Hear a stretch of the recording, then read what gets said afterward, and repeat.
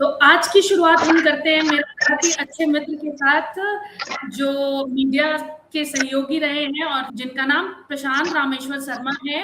और ये हमारे साथ आज बात करेंगे और जो बिल्कुल निष्पक्ष बात करेंगे, क्योंकि इनको मीडिया का अंदर से लेके और बाहर तक का ज्ञान है और इन्होंने मीडिया में 14 साल बिताए हैं और इन्होंने राइट टू एजुकेशन के लिए 25,000 किलोमीटर तक साइकिल की यात्रा करी है।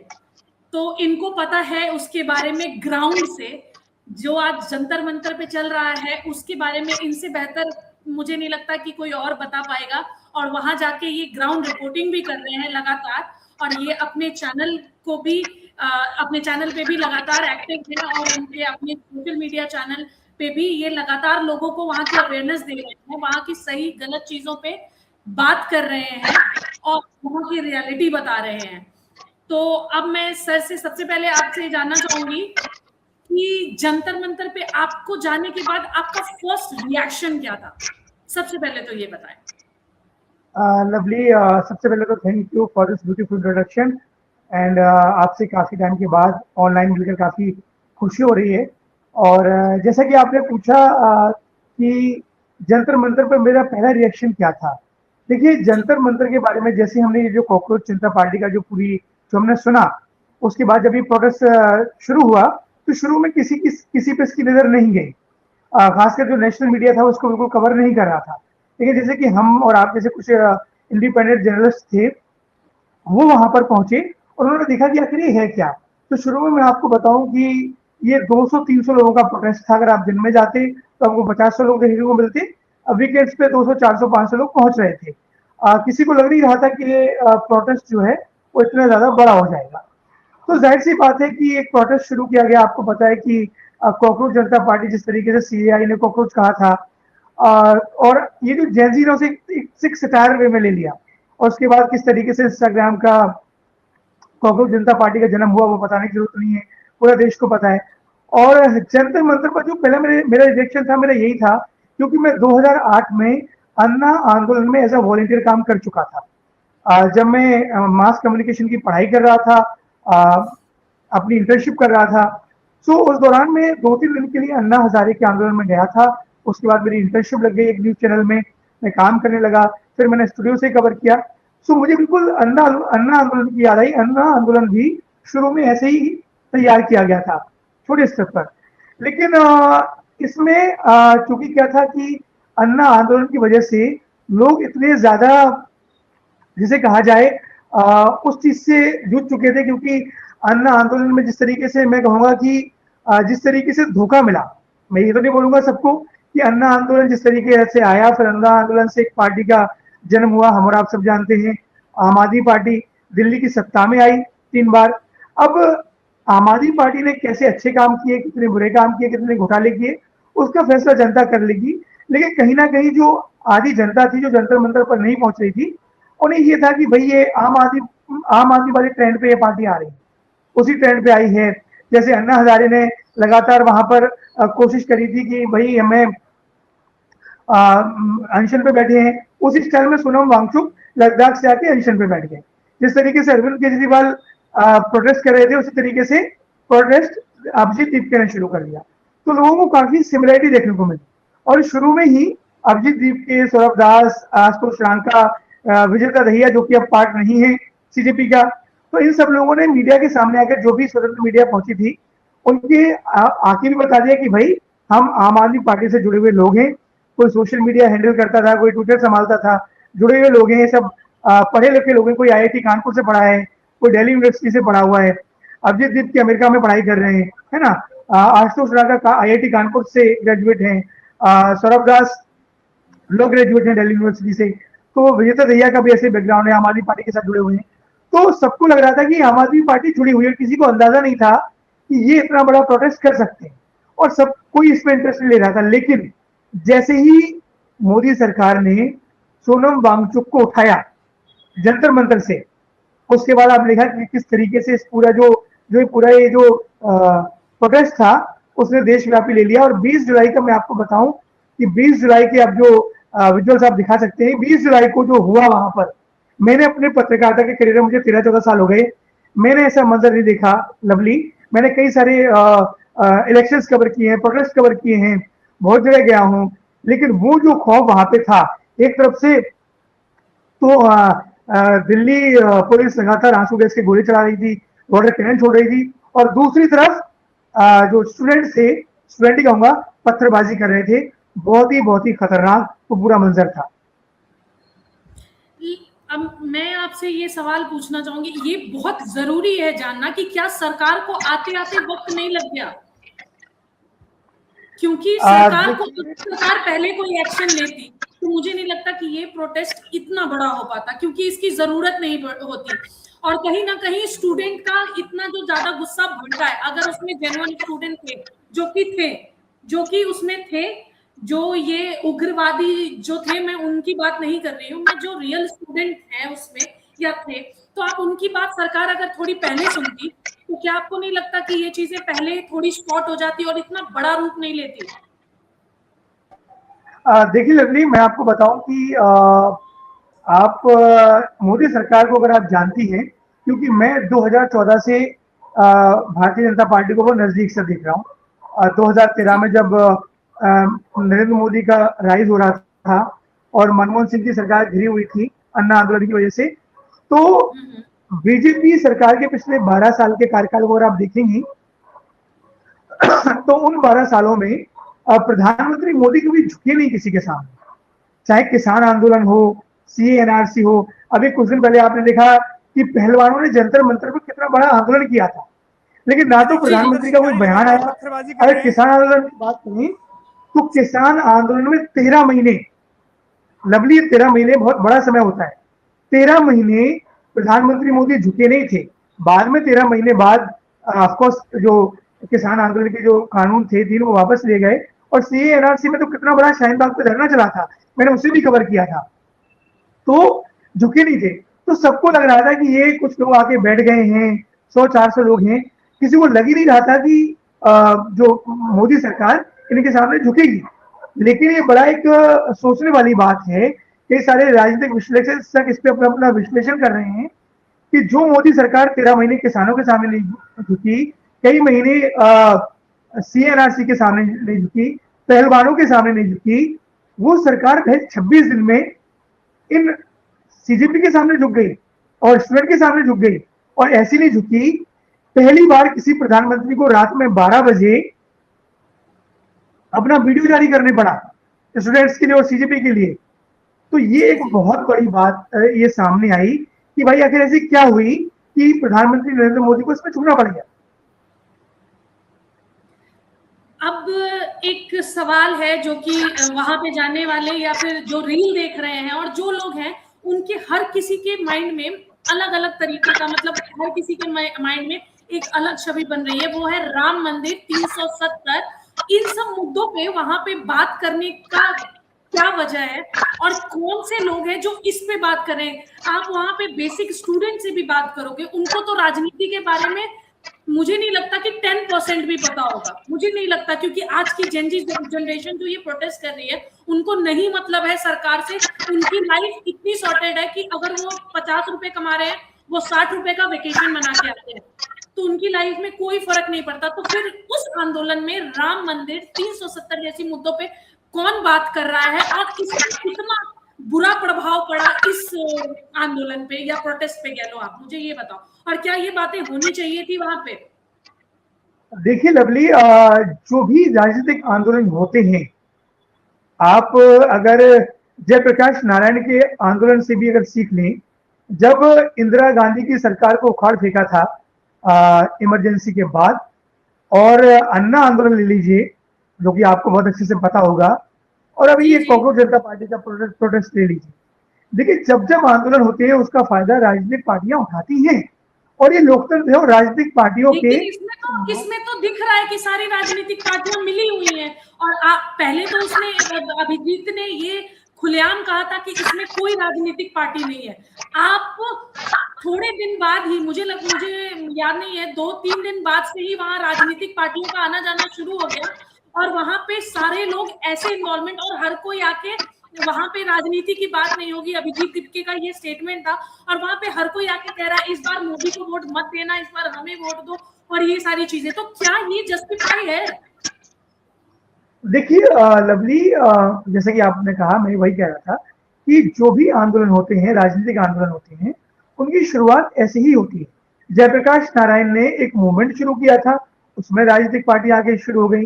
अन्ना हजारे आए, उसमें राजनीतिक पार्टियां, उस टाइम पे भारतीय जनता पार्टी को फायदा मिला था, आम आदमी पार्टी का उदय हुआ था। और ये तो जो पूरे लोग हैं वो आम आदमी पार्टी से जुड़े हुए लोग हैं। और पिछले देखिए, इस जो भारतीय जनता पार्टी से 12 साल सरकार में सत्ता में हो गए हैं, अभी तक इसने विपक्ष को कभी कोई ऐसा मौका नहीं दिया था कि विपक्ष हमलावर हो पाए। अब विपक्ष को पहली बार एक ऐसा मुद्दा मिल गया है स्टूडेंट को लेकर, तो विपक्ष उसे भुनाना चाहता है। इसलिए आप देखिए, राहुल गांधी प्रदर्शन कर रहे हैं, अखिलेश यादव प्रदर्शन कर रहे हैं, डिंपल यादव वहां पर स्टेज पर जाकर कह रही हैं कि भाई इस बार यूपी के चुनाव में हमें वोट दीजिए। राहुल गांधी 12 साल से विपक्ष में, वो भी अपने लिए वोट मांग रहे हैं। आम आदमी पार्टी से बीजेपी का कैसा क्लैश है आपने देखा होगा, दिल्ली में जिस तरीके से जेल भेजा गया, वो भी अपनी पूरी तैयारी में। तो ये राजनीतिक पार्टियां फायदा उठाएंगी, इसमें आप कोई एथिकल बात नहीं कर सकते। अब आपने बात करी कि स्टूडेंट है क्या, वो बात करें, देखिए जो वहां पे सही स्टूडेंट पहुंच रहे हैं, जो सिर्फ एनईटी पेपर लीक या छात्र के लिए गए हैं, मोदी सरकार की झुकने की सबसे बड़ी वजह वो स्टूडेंट ये है, ये पॉलिटिकल पार्टीज नहीं। ये पॉलिटिकल पार्टीज के सामने 12 साल से सरकार नहीं झुकी, हमेशा इनको बैक हैंड पे भेजा है। लेकिन जैसा कि आप जानती हैं, ये स्टूडेंट का मुद्दा है, सेंसिटिव मुद्दा है। अब अगर सरकार स्टूडेंट के मुद्दे को नहीं मानेगी या कोई भी अगर बात कहती है तो सरकार पे सवाल उठेंगे। लेकिन मैं आपको एक दिलचस्प बात बताना चाहता हूँ, जैसा कि आपने कहा 370 राम मंदिर, देखिए इस सरकार ने जब राम मंदिर बनाया तो इसने सीधे विरोधियों से पूछा, भाई आप बताओ आप इसका समर्थन करते हो या विरोध करते हो। अब कांग्रेस आज कांग्रेस पार्टी है, उसका मुस्लिम वोट बैंक भी है, हिंदू वोट बैंक भी है। आम आदमी पार्टी उसका मुस्लिम वोट बैंक भी है, हिंदू वोट बैंक भी है। तो ये खुल के ना तो राम मंदिर का समर्थन कर पा रहे थे ना विरोध कर पा रहे थे। अगर विरोध करेंगे तो इन्हें हिंदू वोट नहीं देंगे। अच्छा, 370 का मुद्दा आपने बताया, अगर 370 के मुद्दे पे अब सबको पता है, ठीक है, आप कश्मीर के व्याप पे कई लोग उसका विरोध करें, लेकिन हर एक हिंदुस्तानी ये बात जानता है कि भाई अगर कश्मीर हमारा अभिन्न अंग है तो कश्मीर में हमारा एग्जिट और या जो हमारी जो एंट्री है वो ऐसे होना चाहिए जैसे भारत के किसी भी शहर में होता है ना, कि स्पेशल राइट्स मिलने चाहिए। तो वो मोदी सरकार ने अच्छा काम किया था और इसकी तारीफ कई पत्रकारों ने और कई बीजेपी कांग्रेस के नेताओं ने भी करी। लेकिन जो लोग 370 और राम मंदिर जैसे मुद्दे से आहत हैं, वो सब लोग मिलकर, अब उन्हें मौका मिल गया है सरकार को काउंटर करने का, इसीलिए। और हाल ही में राम मंदिर में चोरी हुई है, आपने वो देखा। तो ये सब लोग मिलकर मंच पर पहुंच रहे हैं, ठीक है, इनका बहाना स्टूडेंट है, लेकिन ये सब लोग कहीं ना कहीं, जैसे हमारी भाषा में कह सकते हैं, राजनीतिक रोटियां सेक रहे हैं, लेकिन ये उनके लिए मौका भी है राजनीति करने का बीजेपी के अगेंस्ट। तीन राम मंदिर पे चोरी हुई, बहुत कमाल की बात है। लेकिन मेरा सवाल यह है कि राम मंदिर में अगर चोरी हुई तो जिसने चोरी की उसको सामने लाया गया, उनका ये जब सवाल पूछना बिल्कुल जायज है। राम मंदिर में चोरी नहीं होनी चाहिए थी और ये सरकार की रिस्पॉन्सिबिलिटी बनती है, बिल्कुल बनती है। लेकिन क्या उस पर एक्शन नहीं लिया गया? क्या उसको सामने नहीं लाया गया? क्या गवर्नमेंट चाहती तो इसको छुपा नहीं सकती थी? लेकिन नहीं, गवर्नमेंट ने सामने लाई इस बात को, कैमरा फुटेज जारी किए, जो इन्वॉल्व थे उस पर एक्शन लिया गया। तो आप यही तो एक्सपेक्ट करते हो, गलतियां हर कोई करता है। वहां योगी मोदी नहीं बैठा है, वहां एक आम आदमी बैठा है जो पुजारी है या फिर जो ये गलती कर रहा है, तो उस पर एक्शन लिया गया। धर्मेंद्र प्रधान पे भी एक्शन लिया जाएगा, आपकी मांग बिल्कुल सही थी। लेकिन इस रूप में, इस तरीके से अब जो रूप हो गया है इस प्रोटेस्ट का, मुझे नहीं समझ में आता। आप मुझे बताइए कि क्या ये प्रोटेस्ट को सही दिशा में लेके जा रहा है, और क्या धर्मेंद्र प्रधान का इस्तीफा मांगना उनके लिए, क्या यही आंदोलन खत्म हो जाएगा कि इसके बाद वो और मुद्दों पे भी घेर सकते हैं सरकार को, किसी भी मुद्दे को उठा के? और आपने देखा है कि वो कई मुद्दों पे बात कर रहे हैं, तो क्या पता वो कल किसी और मुद्दे पे बात ना करें। देखिए बिल्कुल लवली, आपने जी बिल्कुल लवली, आपने सही कहा। पहले आपने राम मंदिर के बारे में जो प्रश्न पूछा, देखिए अगर चेहरा आपके सर पर बन रहा है तो जिम्मेदारी भी आपको लेनी पड़ेगी। राम मंदिर को बीजेपी ने कैश किया है, राम मंदिर बीजेपी का प्रमुख मुद्दा था, इसका कोई बात नहीं, उनका श्रेय जाता है। तो जिस तरीके से प्रधानमंत्री मोदी ने जिस तरीके से वहां पे राम मंदिर में श्रेय गया बीजेपी को, तो विपक्ष मुद्दा उठाएगा, तो उठाना, वो लोग उठा रहे हैं इसको लेकर। अब आपने कहा कि ये जो पूरा मुद्दा है सीजेपी का, वो भटक रहा है। देखिए, वो मुद्दा हमारे और आपके लिए भटक रहा है। जिन लोगों ने इस आंदोलन को शुरू किया उनका मुद्दा क्लियर है और वो इसे छुपा नहीं रहे। अगर आप कॉकरोच जनता पार्टी के स्पोक्स पर्सन को सुने, चाहे वो आशुतोष रांका हो, सौरभ दास हो, या खुद मुखिया अभिजीत दीप्ति हो, वो साफ तौर पर बार बार कह रहे हैं कि धर्मेंद्र प्रधान का इस्तीफा शुरुआत है। 20 जुलाई को जो देश ने, जो सरकार ने देखा, वो ट्रेलर है, पिक्चर अभी बाकी है। यानी अभी शिक्षा व्यवस्था को लेकर वो धर्मेंद्र प्रधान का इस्तीफा मांग रहे हैं।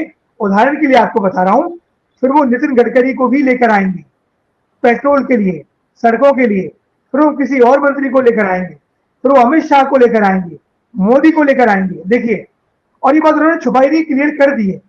तो अब ये माना जाएगा कि जैसे ही सरकार इसके स्टूडेंट के मामले में कोई भी एक्शन लेती है, और जब भी स्टूडेंट यहाँ से हटते हैं, देखिए स्टूडेंट अगर मान लीजिए इसमें जो भी होता है, सरकार इस्तीफा लेती है या पोर्टफोलियो चेंज करती है या जो भी बातचीत रहती है, और अगर जंतर मंतर से मुद्दा शांत होता है, तो अब तय मान के चलिए कि कॉकरोच जनता पार्टी का आंदोलन, वो कह रहे हैं उनका ये आंदोलन तब तक जारी रहेगा जब तक मोदी सरकार सत्ता से नहीं हट जाती।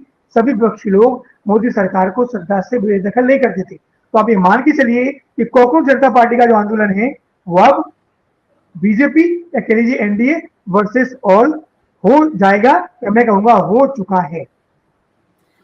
तो अब एक बड़ा अच्छा सवाल आया, आपके जवाब से एक बड़ा अच्छा सवाल आया। उन्होंने पहले अपनी चीजें क्लियर कर दी है, ठीक है, लेकिन जो स्टूडेंट है, क्या उनको पता है कि उनका फ्यूचर ये नहीं है? ये उनका फ्यूचर नहीं है। ये आंदोलन करना, ये करना और ये सारी चीजें करना, ये उनका फ्यूचर नहीं है।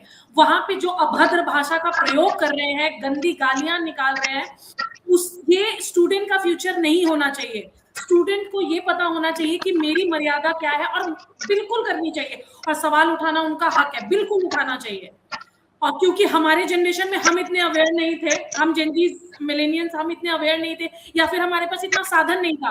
मैं बिहार बोर्ड से हूँ और हमारे टाइम में ग्रेजुएशन के रिजल्ट के लिए 1 साल, 2 साल, 3 साल वेट करना पड़ता था। 3 साल खराब हो जाते थे तब जाके रिजल्ट आता था। आपका वो 3 साल कोई नहीं दे सकता था। लेकिन अभी हमारे लिए तो व्यवस्था ठीक हुई है, लेकिन उनको जो प्रॉब्लम आ रही है बिल्कुल उनको कहनी चाहिए, क्योंकि उनके पास साधन है। लेकिन क्या ये तरीका सही है? गाली देके, बातें इस तरीके से करके, और आप, और वो स्टूडेंट नहीं है, आई एम श्योर कि वो स्टूडेंट नहीं है जो इस तरीके से बातें कर रहे हैं। ये बात आपने भी वहां जाके ग्राउंड में देखी है कि उनके भाषा में और जो वहां के गुंडे मवाली जैसे लोग हैं उनकी भाषा में कितना फर्क है। जो पढ़े लिखे हैं, आप उनसे नीट के बारे में बात कीजिए, एजुकेशन सिस्टम के बारे में बात कीजिए, या फिर कोई भी बात कीजिए, वो जवाब देंगे। लेकिन जो सिर्फ वहां पे दंगा फैलाने गए हैं, वो किसी चीज का जवाब नहीं देंगे। वो बस नारेबाजी कर रहे हैं। और आज उन्होंने अभी ये भी बोल दिया कि कोई नारेबाजी नहीं होगी, यहाँ पे नहीं होगी। उसके बावजूद भी कई नारे लगातार हो रहे हैं। देखिए लवली, जिस चीज की शुरुआत हो जाती है उसे फिर रोकना मुश्किल हो जाता है। ये चीजें शुरुआत में रोकनी थी, अब आप नहीं रोक सकते। देखिए, आपने मिलेनियल्स की बात करी, मैं कोई कंपैरिजन नहीं करूंगा। हर जनरेशन का अपना समय होता है, अपने तरीके होते हैं। हमसे जो पहली जनरेशन थी वो अपने तरीके से जीती थी, मिलेनियल्स अपने तरीके से जी रहे हैं, जेन जी अपने तरीके से, अल्फा बीटा जो भी जनरेशन आएगी वो अपने तरीके से देखिए। देखिए, ये जो जनरेशन है, आप ये बात क्यों भूल रही हैं, ये जनरेशन समय रैना के शो को देखकर बड़ी हो। अब समय रैना को आप गलत कहिए, सही कहिए, मुझे नहीं पता आप क्या कहेंगे। देखिए, समय रैना, एक तरफ कहते हैं आप समय रैना गलत है, दूसरी तरफ आप उसी समय रैना को अमिताभ बच्चन के शो में, कपिल शर्मा के शो में, बड़े बड़े शोज में, मूवीज में आपसे आने देते हैं, हिस्सा देते हैं। तो बड़ा सवाल ये है कि ये जेन जी समय रैना को देखकर बड़ी हो रही। तो हम मिलेनियल्स जो गाली देने में आज भी संकोच करते हैं सार्वजनिक तौर पर, वो अपनी भावनाओं को गाली के तौर पर उड़ेलते हैं। और जेन जी, अब ऐसे आप क्रिएटिविटी मान लीजिए, हाँ ये जरूर है कि अगर हम उसे अपने सामाजिक तौर पर देखें तो वो अपनी सीमाएं लांघते हुए दिखते हैं। और जाहिर सी बात है कि जिस तरीके से अभद्र भाषा के इस्तेमाल किया जा रहा है, जो मैं वहां पे गया करने के लिए जिस तरीके से पोस्टर्स लगाए जा रहे हैं, तो उन पोस्टर्स में उन जगह में कई बार मर्यादाएं जरूर लागी जा रही हैं। अब जाहिर सी बात है, एज अ पत्रकार, एज अ मिलेनियल, मैं यही कहूंगा कि छात्रों को बिल्कुल विरोध करना चाहिए। शिक्षा व्यवस्था हमारे देश में वाकई खराब है। अगर आप हमारे पूरे देश में देखिए, मैं आपको इंटरेस्टिंग फैक्ट बताता हूँ नबी, मैंने 25,000 की जो साइकिल यात्रा की थी, 25,000 किलोमीटर की, मैं पर डे 100 से 150 किलोमीटर साइकिल चलाता था। और मैं कोई हाईवे पे साइकिल नहीं चलाता था, मैं जो स्टेट हाईवेज या जो ग्रामीण, जो प्रधानमंत्री ग्रामीण सड़क योजना में सड़कें बनी है, वहां मैं जाता था। अगर आप मेरे चैनल को आपने देखा हो, साइकिल यात्री 24 के नाम से है, तो वो मैं वहां पे गया। तो वहां पे ना मैं स्कूल में रुकता था 1-2 घंटे के लिए। तो मैं देखता था कि भाई ये सरकारी जो स्कूल्स हैं वो कैसे हैं, ये जो स्कूल्स हैं क्या ये ठीक से काम कर रहे हैं, क्या नहीं कर रहे हैं। मैं आपको गारंटी दे रहा हूं, आप बिहार से हैं, तो चलिए मैं बिहार की आपको एग्जाम्पल देता हूँ। मैं तो बिहार घूम के आया, 1 महीने तक साइकिल चलाई थी वहां। आप जिस जिले से आती हैं, जिस शहर से आती हैं, आप उस जिले के, उस शहर के 2000 स्कूल चिन्हित कीजिए। चलिए 2000 छोड़ दीजिए, 1000 चिन्हित कर लीजिए। उन 1000 स्कूलों का विजिट कीजिए या आप ऑनलाइन लोगों से संपर्क कीजिए। अगर आपको उन 1000 स्कूल में से 20% छोड़िए लवली, मैं 2% की बात कर रहा हूं। आप जितनी भी स्कूल चले 1000 में से 2% स्कूल भी इंटरनेशनल लेवल पे शिक्षा व्यवस्था तो छोड़ दीजिए, अगर वो भारत की जो हमारा जो एवरेज हम जो स्कूल एवरेज जो होता है, जो प्राइवेट स्कूल्स को एवरेज मान लें, किसी सरकारी स्कूल का एवरेज मान लें, अगर आपको 2% स्कूल भी ऐसे मिल जाए ना, तो आप मुझे अपने शो में वापस बुलाना और मुझसे जवाब ले लेना। मैं आपको गारंटी दे रहा हूं, सरकारी स्कूलों की हालत ये है कि या तो टीचर्स है नहीं, या तो एक दो टीचर्स स्कूल चला रहे हैं। और वो टीचर्स क्या करते हैं, आते हैं छात्रों के साथ एंटरटेन करते हैं, खासकर गांव में, अपनी उतने पढ़े लिखे भी नहीं है। तीसरा, गलती सिर्फ सरकार के शिक्षकों की नहीं है। मैंने गांव में जाके देखा है कि गांव के जो पेरेंट्स हैं वो बच्चों से कहते हैं जाइए जाइए मध्याह्न भोजन के लिए जाइए, किताबें लेके आइए, स्कूल ड्रेस मिल रही है, वजीफा मिल रहा है। आप मुझे एक बात का उदाहरण दीजिए, अगर गांव में एक स्कूल है 5वीं 8वीं तक, अगर वो पूरा गांव ठान ले अपने सरपंच से, सचिव से, अपने विधायक से कि भाई अगर हमारे स्कूल में टीचर नहीं आया, अगर हमारे स्कूल की इमारत की मरम्मत नहीं हुई, अगर हमारे बच्चों के लिए अच्छी बैठने की व्यवस्था नहीं हुई, खेलने के लिए ग्राउंड नहीं हुआ, पीने के लिए साफ पानी नहीं हुआ, एक अच्छा कैरिकुलम वहां पे एक्टिविटीज नहीं हुई, पेरेंट्स मीटिंग नहीं हुई, तो क्या किसी की मजाल है कि वो उस स्कूल को ठीक ना कराएं? तो गलती वहां पे ग्रामीणों की, इस तरीके से मॉनिपुलेट किया जाता है, तो भाई व्यवस्था खराब है। अब बात की आपने पेपर लीक की, जब हम लोग 11th-12th में पढ़ते थे, मैं मध्य प्रदेश से आता हूँ लवली, हमारे दोस्तों में मजाक होता था कि भाई पढ़ाई लिखाई क्यों ठीक से, या केमिस्ट्री का पेपर बताओ 3000 में मिल जाएगा, फिजिक्स का पेपर 4000 रुपए में मिल जाएगा, मैथमेटिक्स का 5000 रुपए में मिल जाएगा। और पेपर्स लोग, मुझे नहीं पता कि पास होते थे, लीक होते थे कि नहीं होते थे, लेकिन होते थे। अब राहुल गांधी ने बात की कि पिछले 12 सालों में 520 पेपर लीक हुए। भाई ये कोई बीजेपी कांग्रेस का मामला नहीं है, कांग्रेस की सरकार में भी होते थे। हमारी तो जो ग्रेजुएशन हुई है, अब बड़ा सा, मैं बस एक बात कहकर अपनी बात खत्म करना चाहूंगा।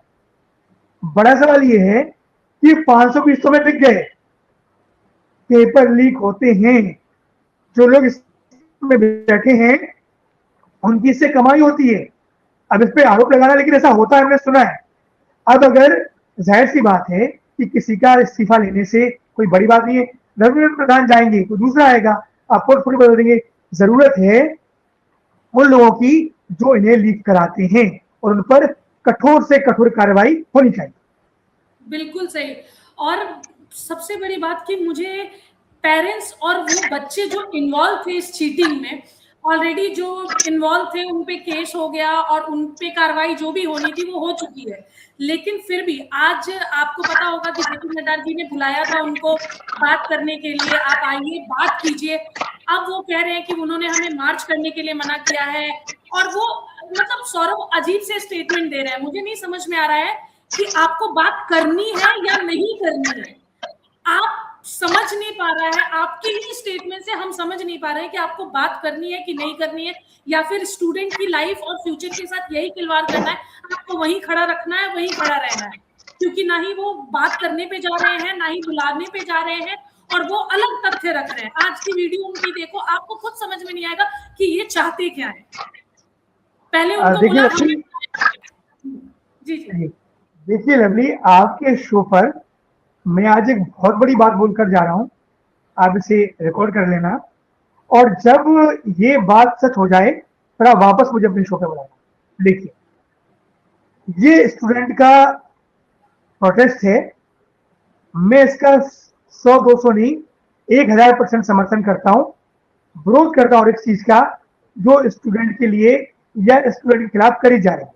आई अप्रिशिएट स्टूडेंट्स, और मैं भी वहां गया हूं, लगातार जा रहा हूं, सिर्फ स्टूडेंट के हक की बात कर रहा हूं, सरकार से सवाल मांग रहा हूं। बिल्कुल मैं कह रहा हूं, आप बिल्कुल रिस्पॉन्सिबिलिटी बनती है, सारी चीजें बनती है, लेकिन जब ये प्रोटेस्ट खत्म होगा, देखिए मेरी इंपॉर्टेंट बात, जब ये प्रोटेस्ट खत्म होगा, इस प्रोटेस्ट का दूसरा फेज शुरू होगा, जैसे कि कांग्रेस जनता पार्टी कह रही है, तब पूरे देश को समझ में आ जाएगा इस पूरे प्रोटेस्ट में किस राजनीतिक पार्टी यहां से क्या लेके उठी है और इसका क्या फायदा है।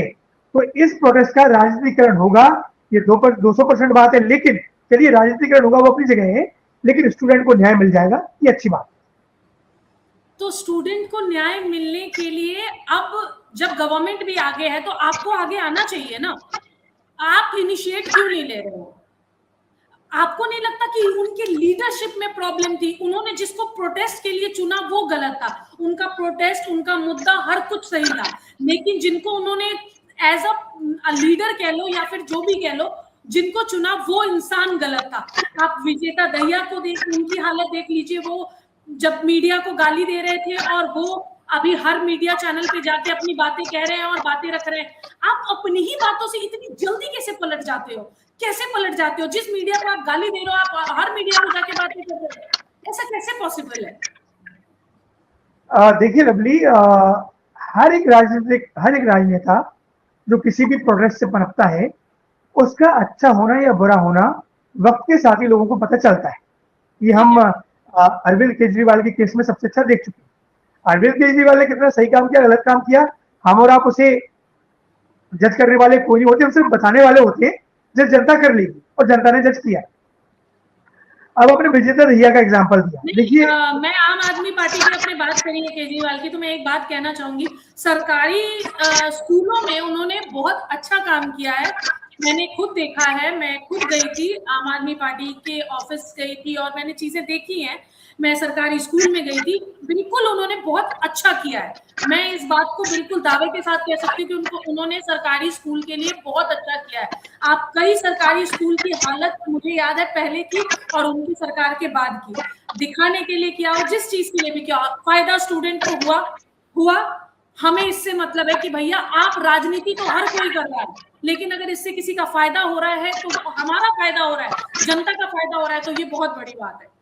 तो मैंने उसके कार्यकाल में ये बात देखी है, उनके कार्यकाल में, कि केजरीवाल जी के ने ये तो जरूर किया था। इस पे जरूर मैं उनकी वाहवाही करना चाहूंगी। आगे आप कंटिन्यू करिए। जी बिल्कुल, तो मैं आपसे वही कह रहा था, जैसे आप कह रही हैं कि हर दल के अपने फायदे होते हैं और वो फायदे उठाएंगे, और इसका आपको आने वाले समय में देखने को मिलेगा। देखिए जेनजी जो है ना, जेनजी एक आवेग है, एक रफ्तार, एक स्पीड है। ये हालांकि दो देशों का नाम लेना गलत होगा, लेकिन इस प्रोटेस्ट में नाम चल रहा है तो मैं लूंगा, बांग्लादेश और नेपाल। आपने देखा कि किस रफ्तार से वहां पे जेनजी आए और सबको साफ करके ले गए, और ये इंस्टाग्राम जनरेशन है। अपने आप को कंपेयर कैसे कर सकता है इंडिया का जेनजी? अपने आप को कैसे कंपेयर कर सकता है बांग्लादेश और नेपाल से? सबसे बड़ी ये बात है, आपका एजुकेशन लेवल और उनका एजुकेशन लेवल देखो। देखिए लवली, मैं सबकी बात नहीं कर रहा हूँ, लेकिन आपने देखा होगा वहां पे लोग कंपेयर कर रहे हैं, कुछ लोग आपने वीडियोस देखे होंगे कि भाई नेपाल बना देंगे, बांग्लादेश बना देंगे। हालांकि ये बात सच है, ये बात, लेकिन इस बात की मैं आपको श्योरिटी दे रहा हूँ कि ये जो हमारा देश है, चाहे वो प्रोटेस्ट करने वाले हों, चाहे कुछ वो दंगा वहां पे कर रहे हो, इस बात की मैं आपको गारंटी दे रहा हूँ कि ये देश कभी भी बांग्लादेश और नेपाल नहीं बन सकता। हमारी संस्कृति वैसी नहीं है, लेकिन आप ये भूल रहे हैं, ये इंस्टाग्राम जनरेशन है, ये अपने 7 से 8 घंटे दिन के ये अपने मोबाइल की स्क्रीन पे बिताती है। इसके दिमाग में क्या चल रहा है ये आपको भी नहीं पता। तो जब इस तरीके के आंदोलन होते हैं, इन्हें खबरें भी इंस्टाग्राम से दी जाती हैं, इन्हें सोशल मीडिया कहूंगा मैं, नाम लेना ऐसे ठीक नहीं है, तो इन्हें खबरें भी सोशल मीडिया से दी जाती हैं, इन्हें सारी चीजें सोशल मीडिया से पता चलता है। तो सोशल मीडिया का ये जो दौर है, इन्हें सब कुछ तेजी से चाहिए, इन्हें हर चीज स्पीड से चाहिए, पेशेंस नहीं है। और अच्छी बात भी है, क्योंकि देखिए हम कहाँ आए हैं, हम टिकटॉक और इंस्टाग्राम के जमाने में जी रहे हैं। हम 30 घंटे 2 घंटे की मूवी से माइक्रो ड्रामा में आ गए, हम मिनी से माइक्रो ड्रामा में आ गए। हम 1 मिनट में सब कुछ देख लेना चाहते हैं, हम 1 मिनट में खबरें पढ़ लेना चाहते हैं। ये वो जनरेशन है। तो ये जनरेशन आई है, इस जनरेशन को बताया गया है कि भाई आप आइए, आपके साथ गलत हो रहा है, आपकी शिक्षा व्यवस्था के साथ गलत हो रहा है, ये सरकार खराब है, आप इस्तीफा लीजिए, इस्तीफा हो जाएगा, ये प्रोटेस्ट खत्म हो जाएगा, ये मॉब लौट जाएगी। लेकिन माफ कीजिएगा, मॉब उन लोगों के लिए है, ये जो छात्रों का जो प्रदर्शन है, जो भीड़ है छात्रों की, या जो जेनजी है, जेनजी का जो क्राउड है, वो लौट जाएगा। लेकिन इसके बाद कॉकरोच जनता पार्टी देखिए, ना तो अभिजीत के नीट का पेपर देने के लिए बैठे हैं, ना सौरभ दास बैठे हैं, ना आशुतोष राणा बैठे हुए हैं, ना ही अरविंद केजरीवाल को पेपर देना है, ना ही राहुल गांधी को पेपर देना है। ये चेहरा है आंदोलन का। तो स्टूडेंट्स को फायदा मिलेगा, कार्रवाई होगी, कानून बनेंगे, और इन सब लोगों को अपना राजनीतिक फायदा मिलेगा इस प्रोटेस्ट के बाद। अच्छा, आप तो वहाँ ग्राउंड रिपोर्टिंग कर रहे थे लगातार, और मैंने देखा है, और पुलिस और इन लोगों के साथ आपने बात भी करी है। तो एक सवाल लगातार उठ रहा है कि पुलिस ने जो लाठी चार्ज किया है, बल प्रयोग किया है, तो क्या पुलिस आपके मतलब आपके हिसाब से अगर मैं पूछूं तो वो हालात संभालने के लिए था, या फिर जरूरत से ज्यादा बल का प्रयोग हो गया? बस मतलब मेरा ये सवाल है, क्योंकि आपने वहां ग्राउंड रिपोर्टिंग की, उनसे बात भी करी है। देखिए अभी लाठीचार्ज तो नहीं होना चाहिए था, मैं आपको पूरा इसका खंडन करता हूं। छात्रों पर लाठीचार्ज किसी तरीके से नहीं होना चाहिए था। भाई देखिए, आप देखिए हमारे यहाँ मध्य प्रदेश में कहावत है कि गेहूं के साथ घुन के साथ गेहूं, हाँ, गेहूं के साथ गेहूं के उठता साथ है। घुन भी पीस जाता है, बिल्कुल सही कहा आपने। तो इसमें क्या होता है, देखिए 80% 90% लोग वहां पे सही थे, ठीक है, वहां पे 10% भीड़, अब मैं अपने अंदाजे से कह रहा हूं। हाँ ये बात मैंने देखा, वहां पे कुछ लोग ऐसे थे, मुंह बांधे हुए थे, उनकी आंखों में अलग प्रकार की वो दिख रही थी। वो छात्र थे या कौन थे, चर्चा का विषय है, वो छात्र लग भी नहीं रहे थे। तो कई ऐसे लोग थे, उस भीड़ का हिस्सा थे, उस मॉब का हिस्सा हो गए थे, कि वो वहां पर हुड़दंगी करने के लिए आए थे वहां पर। क्योंकि जब मैं खबर कर रहा था तो मुझे ऐसे लोग दिख रहे थे कि वहां पे कई लोग मना कर रहे थे पुलिस से भी, मत आप लाठी चलाइए, आंसू से गोले छोड़िए, और वो लोग उनसे भी मना कर रहे थे कि भाई आप पत्थर मत फेंकिए। लेकिन जो पथराव लवली मैंने वहां पे देखा, जो नजारा मैंने देखा, मैं मेरी मेरी मेरी मेरा दम घुटने लगा था। जब वहां पर आंसू गैस की गोले छोड़े जा रहे थे, वहां पे खबर कर रहा था, मेरी आंखें जलने लगी थी। तो आज तक कभी मैंने ऐसा प्रोटेस्ट कवर नहीं किया। जब वहां पे वाटर कैनन हो रही थी, वहां से भागा, तो वाटर कैनन का मैंने वहां पे इस्तेमाल देखा। लेकिन चूंकि ग्राउंड रिपोर्ट पे थे और वहां से भाग भी नहीं सकते थे, लोगों को सच्चाई दिखानी थी, तो वहां पर जो कुछ भी हुआ, और कई सारे पत्थर वहां पर आए, पत्थर मेरे नजदीक भी आया, वहां से मैंने बचाव किया। कई महिला पत्रकार मेरे साथ थी, उनको वहां से बचाया। तो अब जाहिर सी बात है कि एक तरफ पुलिस थी और एक तरफ छात्र थे।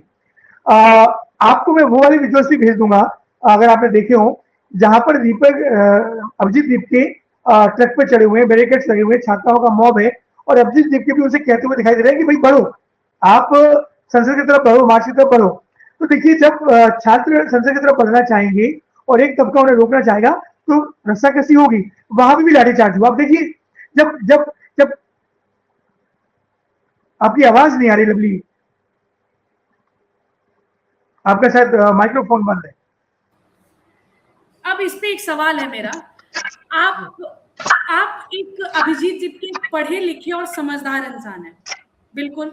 आपको पता नहीं है कि ये इनलीगल है कि आप संसद की तरफ बढ़ रहे हो, और आप स्टूडेंट को बढ़ा रहे हो, आप खुद नहीं हो वहां पे, आप स्टूडेंट को लगातार कह रहे हो कि संसद की तरफ बढ़ो, उनके ऊपर लाठीचार्ज हो सकता है। अगर आप हो भी तब भी ये करना गलत है, कानून के खिलाफ है। और उनपे अगर एक एफआईआर भी होता है तो उनके फ्यूचर के लिए, उनके पासपोर्ट के लिए, उनके करियर के लिए ये कितना गलत होगा।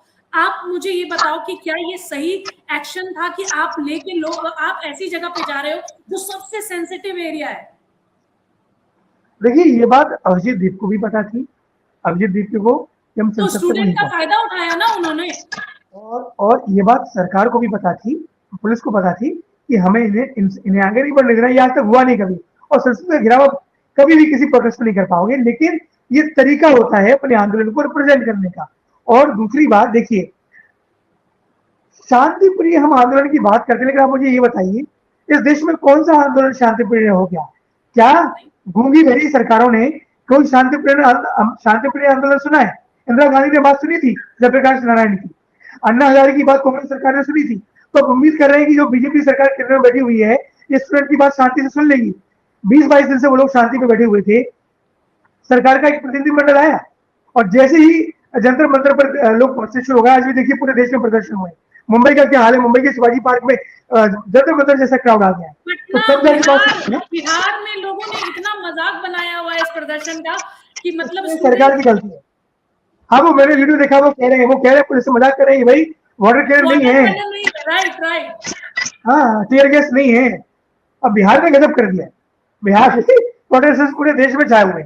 और ये जनजी का अपना स्टाइल है। देखिए हम इसको हल्के फुल्के अंदाज में कह सकते हैं, क्योंकि मैं जब रात में भी वहां जा रहा हूँ, शाम को वहां जा रहा हूँ, जनजी एंजॉय कर रहे हैं, वो अपने स्टाइल में नारेबाजी कर रहे हैं, नाच रहे हैं, गा रहे हैं। मैंने भी रात में देखा, वो एंजॉय कर रहे हैं, वो लाइव जी रहे हैं। शाम के 5 बजे के बाद वहां का माहौल ही बिल्कुल अलग है। देखिए लेकिन बात वही है कि 20% लोग वहां पर कुछ ऐसे आ जाते हैं जो गाली गलौज, और देखिए लोकतंत्र में विरोध करने का तरीका होता है। हमारे देश में देखिए, मैं आपको बात करना चाहता हूँ, हमारे देश में उस प्रधानमंत्री को भी यहाँ से नहीं खदेड़ा गया जैसा बांग्लादेश में हुआ, जब हमारे देश में इमरजेंसी जैसा महापाप किया गया, ठीक है, जो कि कई लोगों की नजरों में। तो आप इस देश में, हमारे देश में इज्जत है, हम जो भी प्रधानमंत्री हो, मुख्यमंत्री हो, ठीक है, हम उनकी इज्जत करेंगे। तो हमारे देश में कभी नहीं हो सकता। तो हाँ मैं कहूंगा कि प्रधानमंत्री के लिए या किसी भी पद पर बैठे व्यक्ति के लिए आप विरोध करिए, आप तरीका होता है। लेकिन ऐसे गाली गलौज, माँ बहन की गालियां देना, ये अभद्र भाषा का जो प्रयोग किया है ये बहुत बुरा था। और मैं सच में मैं एक्सपेक्ट नहीं करती कि इस जनरेशन के लोग ऐसे डील करेंगे हालात से, क्योंकि मैं जेनजीज को इंस्टेंट, आपने कई मेल्स देखे होंगे जो जेनजीज के हैं कि एसी नहीं चल रहा तो उन्होंने रिजाइन कर दिया उनके मेंटल और इसके हेल्थ को। तो ये डिसीजंस ऐसे ही लेते हैं, वो सीरियस नहीं होते। ये इम्पेशेंस जनरेशन है। इसे देखिए, हमारे दौर में 3.5 घंटे की फिल्म होती थी, हम पेशेंसली उसको देखते थे। आज की जनरेशन 1 मिनट में माइक्रो ड्रामा देखना चाहती है, 1 मिनट में खबर देखना चाहती है। ये फास्ट जनरेशन है, इसमें उनका कसूर नहीं है, समय है और भाई वो अपने हक के लिए अपने हिसाब से चीजें उठा रहे हैं।